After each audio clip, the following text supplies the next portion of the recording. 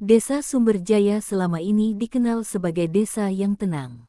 Sawah-sawah membentang luas, anak-anak bermain di lapangan kecil setiap sore, dan warga saling menyapa dengan senyum hangat. Namun, ketenangan itu perlahan berubah sejak seorang pria bernama Raka datang dan menetap di desa tersebut. Raka bukan orang sembarangan. Ia dikenal sebagai preman dari kota sebelah. Tubuhnya tinggi besar, penuh tato di kedua lengannya, dengan tatapan mata tajam yang membuat siapapun enggan berlama-lama menatapnya. Kabar tentang masa lalunya cepat menyebar. Konon, ia pernah terlibat perkelahian besar dan sering memalak pedagang di pasar kota. Awalnya, warga hanya mendengar desas-desus. Namun tak butuh waktu lama hingga mereka menyaksikan sendiri sikap kasarnya. Raka mulai sering duduk di warung kopi dekat balai desa. Ia berbicara keras, tertawa mengejek, dan tak segan membentak siapapun yang dianggapnya mengganggu. Para pedagang kecil mulai merasa tertekan. Beberapa dari mereka mengaku dimintai uang keamanan. Tidak besar, tapi cukup membuat mereka resah. Tak ada yang berani melapor. Raka selalu datang dengan 2 atau 3 orang temannya yang sama-sama berpenampilan sangar. Pak Lurah, pemimpin desa Sumberjaya, sebenarnya sudah mendengar kabar itu.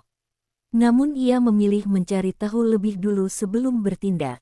Ia dikenal sebagai sosok yang bijak dan tidak gegabah mengambil keputusan. Di sisi lain, ada satu orang yang memperhatikan semua kejadian itu dengan saksama. Namanya Arga, anak sulung Pak Lurah. Berbeda dengan ayahnya yang kalem dan lembut, Arga memiliki sikap tegas dan berani. Ia baru saja kembali ke desa setelah menyelesaikan pendidikannya di kota. Arga melihat sendiri bagaimana seorang pedagang sayur tua tampak gemetar saat Raka mendekatinya. Ia mendengar suara rendah namun penuh ancaman. Meski tidak jelas apa yang dibicarakan, ekspresi wajah si pedagang cukup menjelaskan semuanya. Sore itu, untuk pertama kalinya, tatapan Arga dan Raka bertemu. Tidak ada kata yang terucap, hanya saling pandang yang penuh arti. Raka menyeringai tipis, seolah menantang.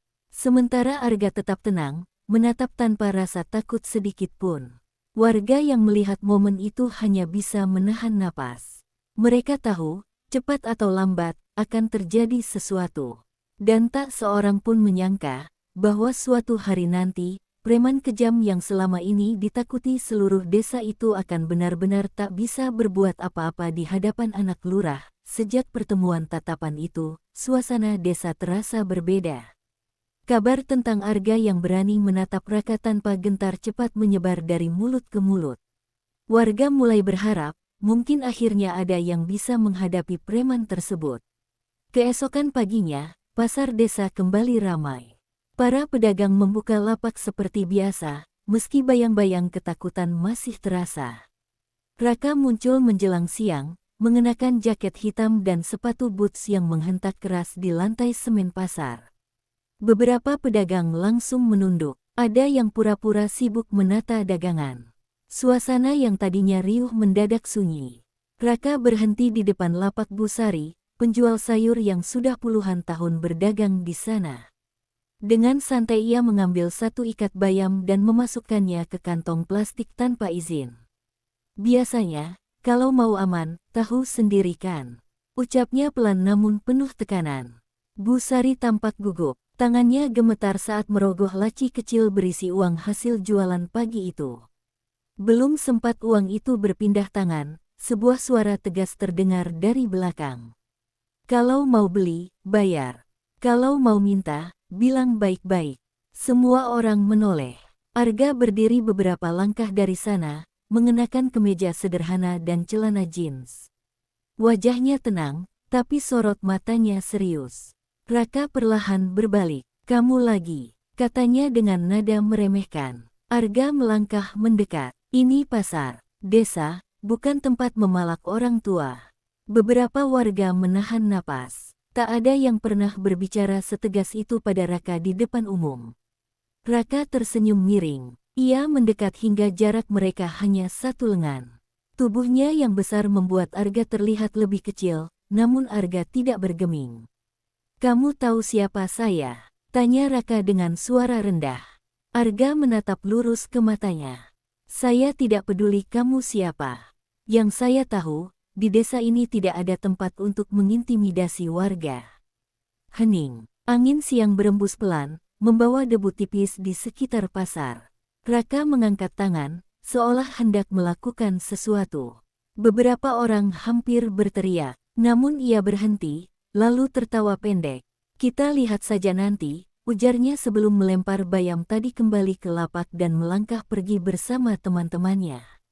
Setelah Raka pergi, suasana pasar perlahan kembali hidup. Bu Sari menatap Arga dengan mata berkaca-kaca. Nak, kamu hati-hati. Orang itu bukan main-main. Arga hanya tersenyum tipis. Selama kita benar, Bu, tidak perlu takut. Namun jauh di dalam hatinya, Arga tahu ini baru permulaan. Dan Raka bukan tipe orang yang suka dipermalukan begitu saja. Sejak kejadian di pasar, Raka tak lagi terlihat selama 2 hari penuh. Bagi sebagian warga, itu adalah kabar baik. Namun bagi Arga, ketenangan itu justru terasa mencurigakan. Orang seperti dia tidak akan diam begitu saja, pikir Arga. Benar saja, pada malam ketiga, ketika langit desa gelap tanpa bulan, suara knalpot motor meraung memecah kesunyian. Beberapa motor berhenti tepat di depan warung kopi dekat balai desa, tempat favorit Raka dan teman-temannya. Lampu warung masih menyala. Beberapa pemuda desa sedang duduk mengobrol santai. Begitu Raka masuk, suasana langsung berubah tegang. Ia duduk dengan santai, memesan kopi, lalu menatap satu persatu orang yang ada di sana. Kalian sekarang merasa aman ya? Ucapnya sambil tersenyum tipis. Karena ada pahlawan baru, tak ada yang menjawab. Para pemuda saling pandang, bingung. Raka berdiri perlahan. Ia berjalan mendekati salah satu pemuda, Denny, yang dikenal dekat dengan Arga. Bilang sama Arga, jangan ikut campur urusan orang lain, katanya pelan namun jelas terdengar oleh semua orang. Denny menelan ludah. Kami cuma ingin desa ini tenang. Raka terkekeh. Tenang, tenang itu mahal. Tiba-tiba ia menepuk meja cukup keras hingga gelas kopi bergetar. Tidak ada kekerasan, tapi pesan ancamannya sangat jelas. Keesokan paginya, berita tentang kejadian di warung itu sampai ke telinga Arga. Ia tidak terkejut. Aku sudah menduga, ujarnya pada ayahnya. Pak Lurah menatap anaknya dengan penuh kekhawatiran. Arga, ayah tidak ingin ada keributan. Kita harus cari cara yang bijak. Arga mengangguk. Saya tidak ingin ribut, Pak. Tapi kalau dibiarkan, dia akan terus menekan warga. Siang itu, Arga memutuskan menemui Raka secara langsung. Bukan di pasar, bukan di depan umum. Ia ingin berbicara tanpa kerumunan. Ia menemukan Raka sedang duduk sendirian di tepi sungai kecil di belakang desa. Aku tahu kamu akan datang, ucap Raka tanpa menoleh. Arga berdiri beberapa langkah di belakangnya. Kamu ancam teman-temanku. Raka tersenyum tanpa menatapnya. Aku hanya mengingatkan. Jangan sampai ada yang sok jadi pahlawan. Arga mendekat, kini berdiri sejajar dengannya. Ini bukan soal jadi pahlawan. Ini soal benar dan salah. Raka akhirnya menoleh. Tatapan mereka kembali bertemu, lebih tajam dari sebelumnya. Untuk sesaat, tidak ada suara selain gemericik air sungai. Aku tidak takut padamu, kata Arga pelan namun mantap. Raka bangkit berdiri, tubuhnya menjulang tinggi. Takut itu perlu, supaya orang tahu batasnya. Namun anehnya, untuk pertama kalinya, Raka melihat sesuatu yang berbeda di mata Arga, bukan kesombongan, bukan emosi, melainkan keyakinan yang kuat. Dan entah mengapa, keyakinan itu membuat Raka sedikit terganggu. Pertemuan itu berakhir tanpa perkelahian. Tapi ketegangan di antara mereka kini semakin nyata. Warga mulai sadar, ini bukan lagi sekadar soal uang keamanan. Ini sudah menjadi pertarungan harga diri. Dan belum ada yang tahu, siapa yang sebenarnya akan mundur lebih dulu. Beberapa hari setelah pertemuan di tepi sungai, suasana desa kembali tampak tenang. Raka jarang terlihat, namun ketenangan itu pecah saat sebuah kejadian tak terduga terjadi. Sore itu, Hujan turun deras. Jalanan desa menjadi licin. Sebuah sepeda motor melaju cukup kencang melewati tikungan dekat balai desa. Tiba-tiba, seorang anak kecil berlari menyeberang tanpa melihat. Semua terjadi begitu cepat. Motor itu kehilangan kendali dan hampir menabrak anak tersebut. Warga yang melihat hanya bisa berteriak. Namun sebelum motor itu menyentuh si anak, seseorang menariknya dengan cepat ke pinggir jalan. Itu Raka. Tubuhnya basah kuyup oleh hujan. Ia berdiri melindungi anak itu, sementara motor terjatuh beberapa meter dari mereka. Semua orang terdiam. Arga yang kebetulan berada tak jauh dari sana menyaksikan kejadian itu dengan jelas. Tatapannya berubah, bukan lagi penuh waspada, tapi sedikit terkejut. Raka tidak berkata apa-apa. Ia hanya memastikan anak itu tidak terluka, lalu berjalan pergi tanpa menoleh. Untuk pertama kalinya, warga melihat sisi lain dari preman yang selama ini mereka takuti. Dan untuk pertama kalinya pula, Arga mulai bertanya-tanya, siapa sebenarnya Raka? Kejadian sore itu cepat menyebar ke seluruh desa. Orang-orang mulai membicarakan Raka dengan nada berbeda. Kalau dia benar-benar jahat, tidak mungkin menolong anak itu, bisik seorang ibu di warung. Namun ada juga yang tetap waspada. Menolong sekali bukan berarti berubah, sahut yang lain. Arga memikirkan kejadian itu sepanjang malam. Ia sadar, tindakan seseorang di saat genting sering menunjukkan siapa dirinya yang sebenarnya. Keesokan harinya, tanpa diduga, Raka datang ke rumah Pak Lurah. Warga yang melihat langsung heboh. Mereka mengira akan terjadi keributan besar. Namun Raka hanya berdiri di depan pagar, wajahnya tidak seperti biasanya, tidak sombong, tidak menantang. Aku cuma mau bicara, katanya singkat saat Arga keluar menemui. Suasana mendadak sunyi. Untuk pertama kalinya, preman yang ditakuti itu datang bukan untuk mengancam, melainkan untuk berbicara. Dan Arga tahu, pertemuan kali ini akan menentukan arah semuanya. Arga mengajak Raka duduk di teras rumah. Pak Lurah ikut keluar, namun tetap tenang tanpa menunjukkan prasangka. Beberapa detik suasana hening. Aku bukan datang untuk ribut, ujar Raka pelan. Nada suaranya berbeda, tidak keras seperti biasanya. Arga menatapnya serius. Lalu untuk apa? Raka menarik napas dalam. Aku capek hidup seperti ini. Di kota, aku cuma dipakai orang-orang. Di sini, aku cuma ingin mulai lagi. Tapi sepertinya caraku salah. Pak Lurah akhirnya angkat bicara. Setiap orang bisa berubah, asal benar-benar mau. Raka terdiam. Tatapannya menunduk sesaat. Aku tidak terbiasa dihargai, katanya lirih. Kata-kata itu membuat Arga memahami sesuatu. Mungkin selama ini, yang terlihat sebagai kekejaman hanyalah topeng. Namun perubahan bukan soal kata-kata saja. Arga tahu, Raka harus membuktikannya. Dan inilah awal dari ujian yang sesungguhnya. Kabar tentang kedatangan Raka ke rumah Pak Lurah cepat menyebar. Banyak warga tidak percaya bahwa preman itu ingin berubah. Beberapa hari kemudian, ujian pertama datang. Sekelompok pria tak dikenal dari kota masuk ke desa dan mulai membuat keributan di pasar. Mereka meminta uang keamanan seperti yang dulu dilakukan Raka. Warga panik. Mereka takut kejadian lama terulang.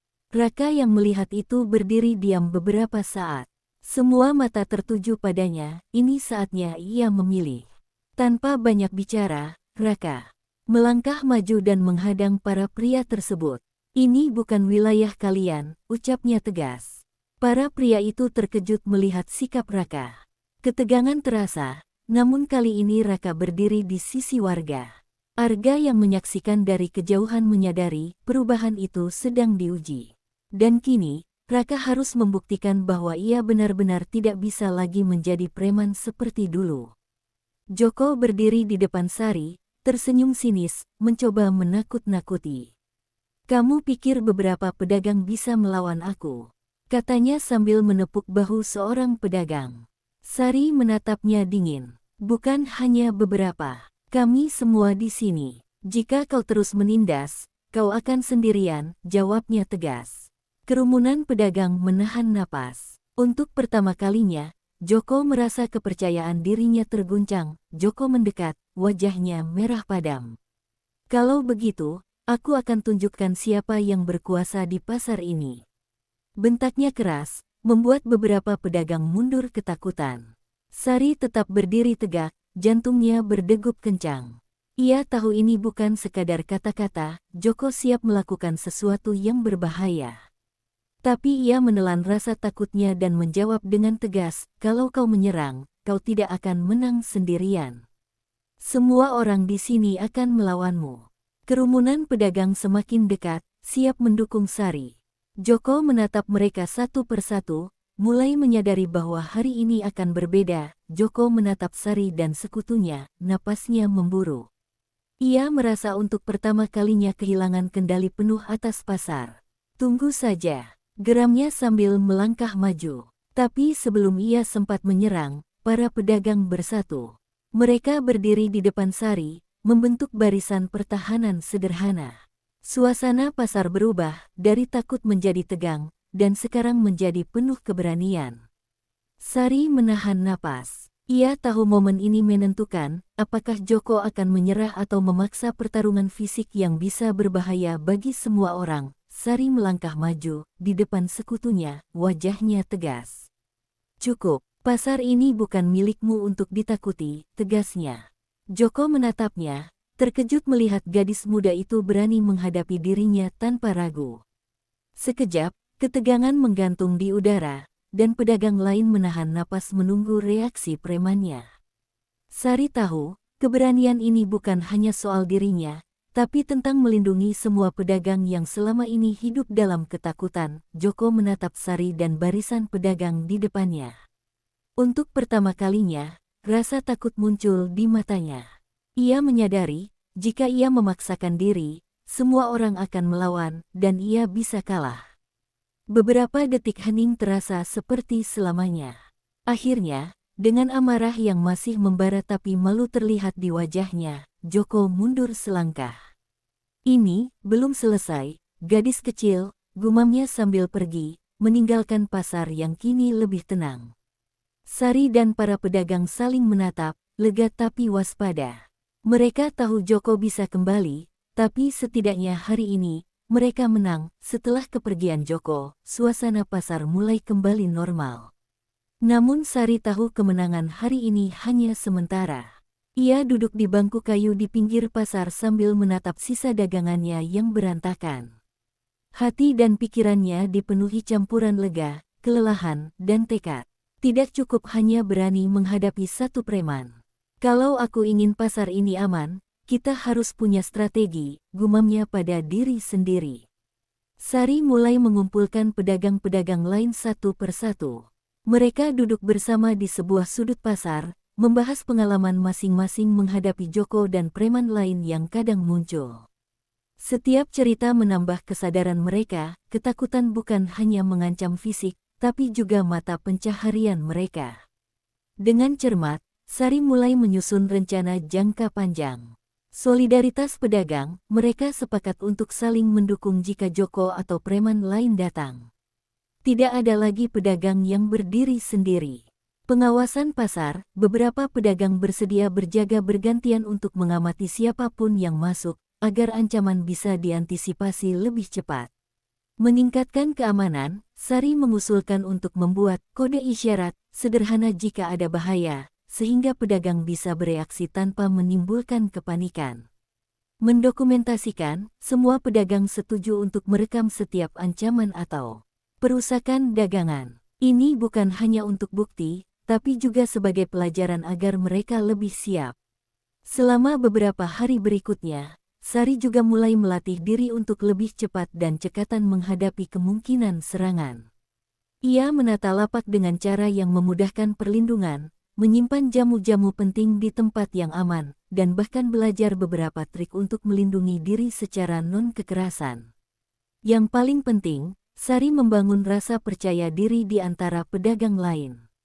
Mereka mulai tersenyum lebih lebar, menjual dagangan dengan lebih percaya diri, dan tidak lagi membungkuk takut ketika Joko atau preman lain lewat. Pasar perlahan berubah dari tempat yang dikuasai ketakutan menjadi tempat komunitas yang solid.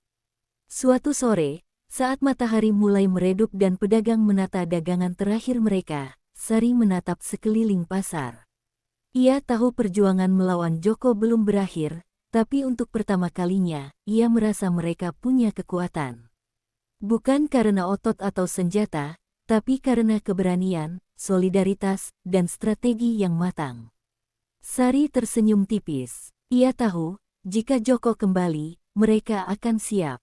Dan kali ini, tidak ada yang akan sendirian. Beberapa minggu setelah insiden itu, pasar Citra Niaga mulai berubah. Tidak lagi hanya ramai dengan pedagang dan pembeli, tetapi juga dengan atmosfer keberanian dan solidaritas. Sari, gadis muda yang dulu tampak lemah di hadapan Joko, kini menjadi simbol keberanian bagi seluruh pedagang. Pagi itu, Sari menata lapaknya dengan rapi. Aroma jamu tradisional yang harum memenuhi udara. Banyak pembeli datang, tidak hanya untuk membeli jamu, tetapi juga untuk menyapa Sari dan sekutunya. Mereka tampak lebih percaya diri, tertawa ringan, dan tidak lagi menunduk saat melihat preman. Di sudut pasar, Joko muncul lagi. Kali ini, langkahnya lebih lambat, dan matanya menyapu pasar dengan perhitungan.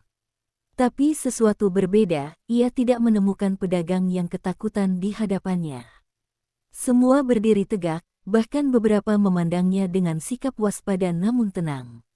Sari menatap Joko dari jarak jauh, dengan pandangan yang mantap. Ia ingat setiap rasa takut yang pernah ia rasakan, setiap botol jamu yang pecah, dan setiap kata-kata kasar yang terlontar dari preman itu. Tapi yang paling penting, ia ingat bagaimana solidaritas dan keberanian bisa mengubah segalanya. Joko berhenti, dan untuk pertama kalinya, ia tidak mengangkat tangannya untuk mengancam. Ada jeda yang canggung. Pasar, yang biasanya sunyi menatap preman itu, kini penuh dengan energi yang berbeda, energi komunitas yang tidak bisa dipatahkan. Tanpa sepatah kata pun, Joko membalikkan tubuhnya dan pergi. Pedagang-pedagang menahan napas sejenak, lalu saling tersenyum. Tidak ada yang bersorak, karena kemenangan ini bukan tentang selebrasi, tapi tentang kesadaran baru, bahwa ketakutan bisa dilawan, dan kekuatan sejati ada dalam keberanian bersama. Sari menatap langit sore yang berwarna oranye kemerahan, dan hati kecilnya terasa lega. Ia menyadari, perjuangan melawan intimidasi bukan soal menang atau kalah secara fisik. Ini tentang strategi, solidaritas, dan keberanian untuk berdiri di tempat yang benar. Sejak hari itu, Pasar Citra Niaga tidak hanya menjadi pusat perdagangan, tetapi juga contoh bahwa komunitas bisa melawan ketidakadilan jika mereka bersatu. Sari tetap menjual jamunya, tapi kini setiap botol bukan hanya obat untuk tubuh, tapi simbol keberanian dan harapan. Ia tersenyum tipis. Hari itu, ia tahu satu hal pasti, kemenangan sejati adalah ketika rasa takut tidak lagi menguasai hati. Dan di Pasar Citra Niaga, keberanian itulah yang kini memimpin.